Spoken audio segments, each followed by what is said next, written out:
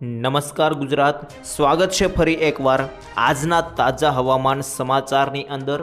આજે તારીખ 25/6 અને ખાસ કરીને વાર થયો છે ગુરુવાર અને આજે ગુજરાતની અંદર એ દિવસ બનવાનો છે કે જ્યારે ચોમાસું ગાંડું તૂર બનીને ગુજરાત રાજ્ય પર તૂટી પડશે। કારણ કે ગઈકાલે મુંબઈની અંદર 10થી લઈને 12 ઇંચ સુધીના વરસાદો માત્ર 12 કલાકની અંદર ખાબકી ચૂક્યા છે। જી હા મિત્રો, મહારાષ્ટ્ર મુંબઈની અંદર ગઈકાલે છેલ્લા 12 કલાકની અંદર માત્ર 12 કલાકની અંદર 12 ઇંચના વરસાદો ખાબકી ચૂક્યા છે તેવા સમાચાર સામે આવી રહ્યા છે। અને હવે ખાસ કરીને આ બધી સિસ્ટમો ગુજરાતના રસ્તો પકડી લીધો છે અને ગુજરાત તરફ આગળ વધી રહી છે તેવું ખાસ કરીને લાગી રહ્યું છે। ગઈકાલે 24 તારીખને બુધવારના રોજ ખૂબ સારો એવો વરસાદ પડ્યો હતો, પરંતુ મિત્રો ખાસ કરીને તમને જણાવી દઉં તો ખૂબ સારો વરસાદ તો પડ્યો હતો, પરંતુ ઘણા લોકો એવું કહી રહ્યા છે કે જે ચોમાસાનો વરસાદ હોય એ વરસાદ અત્યારે જોવા મળતો નથી। અને મિત્રો એ વાત પણ અત્યારે જોઈએ તો સાચી માનવામાં આવે છે, કારણ કે ગુજરાતમાં ચોમાસાની એન્ટ્રી તો 23 તારીખથી થઈ ગઈ છે, પરંતુ છેલ્લે જે 22, 23 અને 24 તારીખના રોજ વરસાદ પડ્યા તે નોર્મલ વરસાદ ગણી શકાય। કોઈ ખાસ હાઈ લેવલના વરસાદ જોવા મળ્યા નથી, કારણ કે મિત્રો તેનું કારણ ખાસ કરીને સિસ્ટમ જે હતી તે મહારાષ્ટ્ર ઉપર આખી સિસ્ટમ બેસી ગઈ હતી અને જેને લઈને ત્યાંથી સિસ્ટમ આગળ વધતી નહોતી, જેને લઈને વરસાદ જે છે તે ઓછા જોવા મળ્યા હતા। ખાસ કરીને વાત કરીએ તો છેલ્લા જે આ દક્ષિણ ગુજરાતના અને દક્ષિણ સૌરાષ્ટ્રના વિસ્તારો છે 40% ભાગ તેમાં જ 4 ઇંચના વરસાદો અમુક જિલ્લાઓમાં જોવા મળ્યા હતા, 2-3 જિલ્લામાં। બાકી ગુજરાતની અંદર જોઈએ તો અત્યાર સુધીમાં તો માત્ર હળવા ઝાપટા જ જોવા મળ્યા છે। પરંતુ હવે એ સમય આવી ગયો છે, હવે ગુજરાતમાં પણ આવનારા દિવસોની અંદર 8 ઇંચથી લઈને 10 ઇંચ સુધીના વરસાદો જોવા મળવાના છે।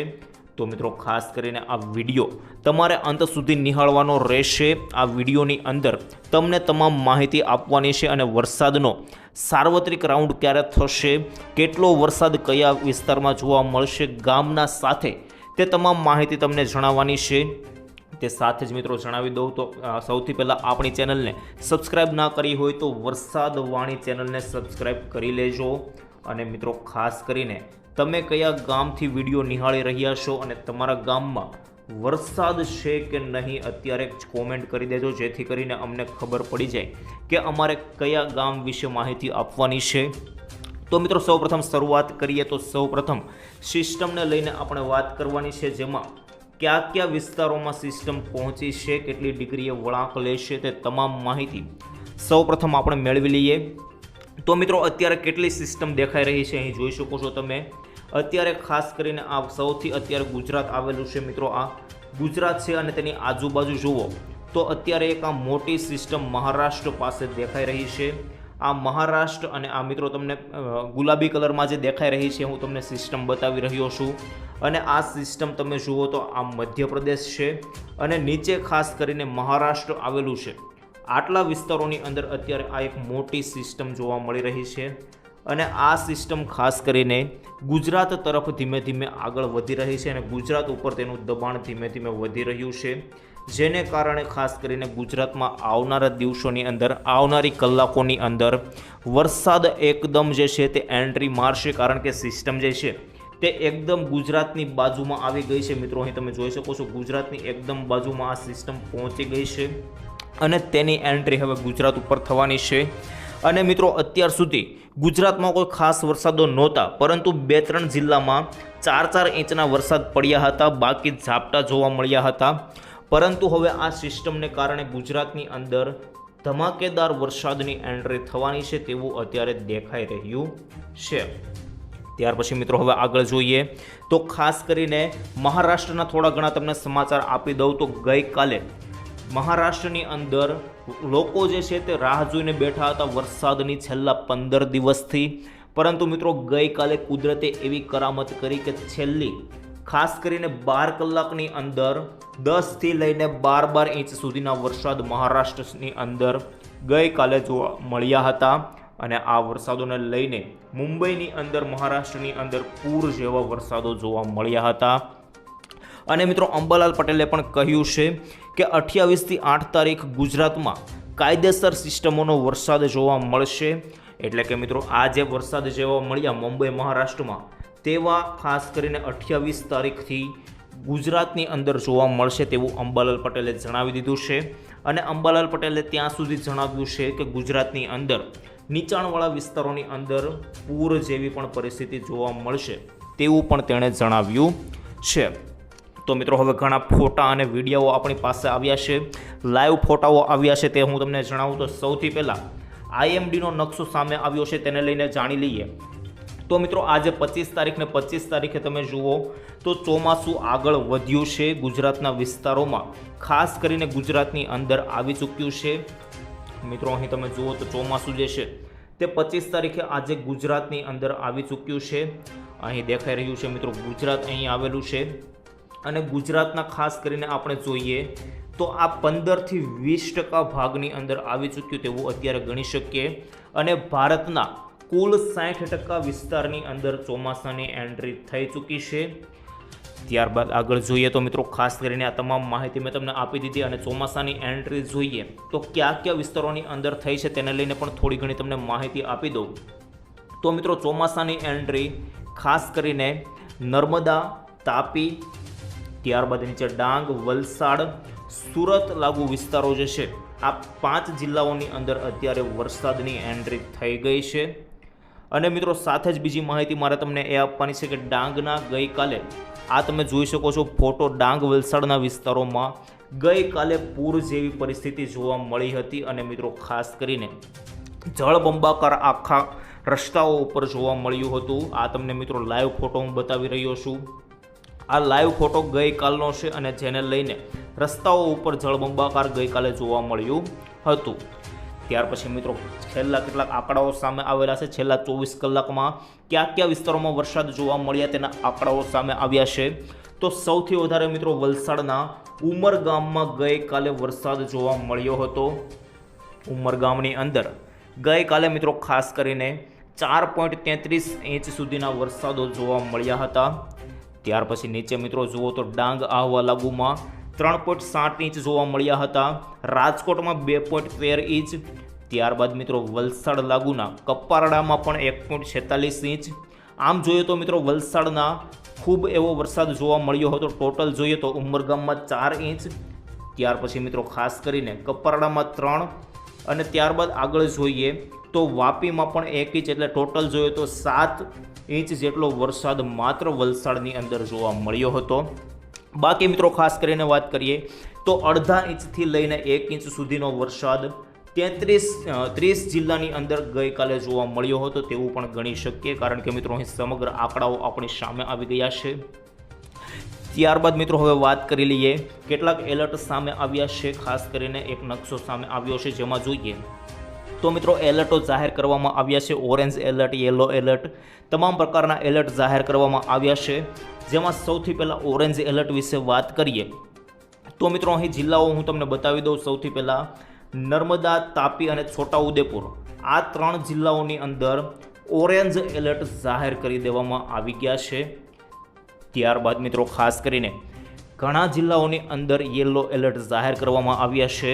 તે જિલ્લાઓ વિશે હું તમને જણાવું તો અહીં ખાસ કરીને અમરેલી લાગુ વિસ્તારો છે.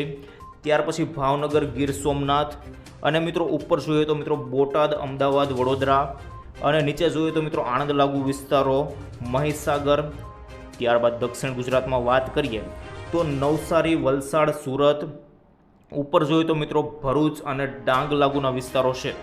આ સમગ્ર વિસ્તારોની અંદર ગઈકાલે એટલે કે મિત્રો ખાસ કરીને આવતીકાલ માટે જે આ ઓરેન્જ યલો એલર્ટ જાહેર કરવામાં આવ્યું છે તેનો આ નકશો સામે આવ્યો છે. તો મિત્રો આ સમગ્ર જિલ્લાઓ વિશે પણ મેં તમને જણાવી દીધું. એલર્ટ જાહેર કરવામાં આવ્યું છે તો મિત્રો તમારે સાવચેતી રાખવી પડશે કારણ કે એલર્ટ જાહેર કરી દેવામાં આવ્યા છે. તો હવે મિત્રો ખાસ કરીને સૌરાષ્ટ્રના એક ગામ છે બોટાદ, જેની અંદર મિત્રો પાળિયાદની અંદર ગઈકાલે 24 તારીખના રોજ ફૂલ વરસાદ જોવા મળ્યો હતો.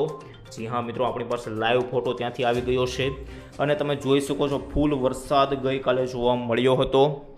તો મિત્રો, આ તમામ માહિતી હવે થઈ ગઈ વરસાદને લઈને પણ મેં તમને આપી દીધી, પરંતુ હવે ખાસ કરીને સાચી માહિતી જે આપવાની છે તમારા માટે કામની તે બાકી રહી છે. એમાં ખાસ કરીને કયા વિસ્તારોમાં કેટલો વરસાદ જોવા મળશે તેને લઈને વાત કરવાની હતી. તો સૌપ્રથમ આપણે વાત કરી લઈએ દક્ષિણ ગુજરાતથી વાત કરીએ તો દક્ષિણ ગુજરાતના કયા વિસ્તારોમાં કેટલો વરસાદ પડશે તેને લઈને વાત કરીએ. તો મિત્રો, દક્ષિણ ગુજરાતમાં આજે કોઈ ખાસ પ્રકારનો વરસાદ નથી, પરંતુ અહીં સુરત લાગુના વિસ્તારો છે જેની અંદર વાત કરી લઈએ તો મિત્રો સુરત, ભરૂચ આજુબાજુના વિસ્તારો છે જેમાં મિત્રો ખાસ કરીને ભરૂચ, સુરત, અંકલેશ્વર, નીચે જોઈએ તો મિત્રો ખાસ કરીને નવસારી, વ્યારા સુધીના નવસારી, વ્યારા, બારડોલી આટલા વિસ્તારોની અંદર થોડા ઘણા વરસાદી ઝાપટા જોવા મળી શકે. કોઈ ખાસ પ્રકારના વરસાદની આગાહી આજે નથી. ત્યાર પછી મિત્રો ખાસ કરીને ઉપર જોઈએ તો મધ્ય ગુજરાત લાગુ વિસ્તારો છે તેની અંદર મિત્રો આજે વરસાદ થોડો ઘણો ઝાપટા સ્વરૂપે પડી શકે, જેની અંદર મિત્રો ખાસ કરીને વાત કરીએ તો વડોદરા, નડિયાદ, આણંદ, ખંભાત, ધોલેરા, ઉપર જોઈએ તો મિત્રો અમદાવાદ આજુબાજુ ખાસ કરીને અને અહીં ગોધરા આજુબાજુ આટલો ખાસ કરીને જે પટ્ટો આવેલો છે આ પટ્ટાની અંદર આજે વરસાદ થોડો ઘણો ઝાપટા સ્વરૂપે જોવા મળી શકે. બાકી કોઈ ખાસ પ્રકારના વરસાદની આજે આગાહી નથી. ત્યાર પછી મિત્રો કચ્છમાં પણ કોઈ ખાસ પ્રકારનો વરસાદ દેખાઈ રહ્યો નથી.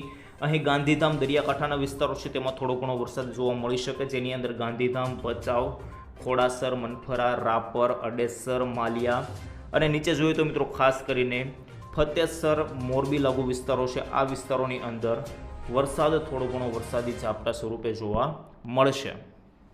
ત્યાર પછી મિત્રો હવે સૌરાષ્ટ્રની અંદર વાત કરીએ તો ઘણા બધા જિલ્લાઓ છે જેની અંદર આજે વરસાદ જોવા મળવાના છે. ખાસ કરીને અમરેલી લાગુ વિસ્તારો છે, ભાવનગર લાગુ વિસ્તારો છે. આ સમગ્ર વિસ્તારોની અંદર વરસાદ જોવા મળવાના છે. તો મિત્રો વાત કરી લઈએ ડાયરેક્ટ જિલ્લાઓ વિશે વાત કરીએ, જેની અંદર મિત્રો વાત કરીએ તો અહીં ભાવનગર આવેલું છે, ત્યારબાદ ભાવનગર, અમરેલી, જૂનાગઢ, ઉપર જોઈએ તો મિત્રો રાજકોટ છે, ત્યારબાદ અહીં જામનગર છે અને આ બાજુ બોટાદ જિલ્લો. આ 6 જિલ્લાઓ છે જેની અંદર વરસાદ ઝાપટા સ્વરૂપે જોવા મળવાનો છે. કોઈ ખાસ પ્રકારનો વરસાદ જોવા મળવાનો નથી. તો મિત્રો હવે એક કોઈ ગામના નામ સાથે સમજીએ તો ભાવનગરમાં ખાસ કરીને દરિયાકાંઠાના વિસ્તારોનો જે પટ્ટો છે તેની અંદર ખાસ કરીને આ પટ્ટાની અંદર વરસાદ જોવા મળવાનો છે, જેમાં મિત્રો દરિયાકાંઠાના વિસ્તારો, મહુવા લાગુ વિસ્તારો છે, ત્યારબાદ મિત્રો રાજુલા, મહુવા, અલંગ, ઉપર જોઈએ તો મિત્રો ખાસ કરીને પાલીતાણા, ભાવનગર અને ધારી લાગુ વિસ્તારો આ પટ્ટાની અંદર વરસાદ જોવા મળશે. બાકી કોઈ વિસ્તારોમાં વરસાદ નથી. ત્યાર પછી મિત્રો ઉપર જોઈએ તો બોટાદ લાગુના વિસ્તારો જેની અંદર મિત્રો વાત કરીએ તો બોટાદ આજુબાજુના ખાસ કરીને વલભીપુર લાગુ વિસ્તારો છે, બરવાળા લાગુ વિસ્તારો છે, ત્યારબાદ મિત્રો ગઢડા, બોટાદ, રાણપુર, ધંધુકા, ધોલેરા, મિંગલપુર અને આ બાજુ જોઈએ તો જસદણ લાગુના વિસ્તારો આટલા વિસ્તારોની અંદર વરસાદ જોવા મળી શકે. ત્યાર પછી રાજકોટ આજુબાજુના વિસ્તારો છે એની અંદર મિત્રો ખાસ કરીને જેતપુર લાગુ વિસ્તારોથી વાત કરીએ તો જેતપુર, ઉપલેટા, જામકંડોરણા, ગોંડલ, જસદણ, આટકોટ, રાજકોટ, કાલાવડ, ચિત્તલ, લાઠી આટલા વિસ્તારોની અંદર વરસાદ રાજકોટ જિલ્લાની અંદર જોવા મળી શકે. ઉપર વાત કરીએ તો મિત્રો સુરેન્દ્રનગર લાગુ વિસ્તારો છે જેની અંદર ખાસ કરીને વાંકાનેર, સાયલા, સુરેન્દ્રનગર, લીંબડી લાગુ વિસ્તારો, ચોટીલા, થાણ આટલા વિસ્તારોની અંદર વરસાદ જોવા મળી શકે.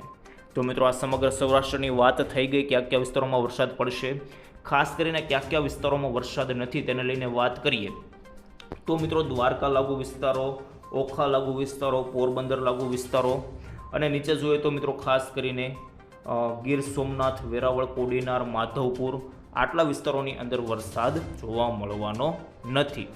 તો મિત્રો આ સમગ્ર માહિતી આજની પણ મેં તમને આપી દીધી કયા વિસ્તારોમાં વરસાદ જોવા મળશે.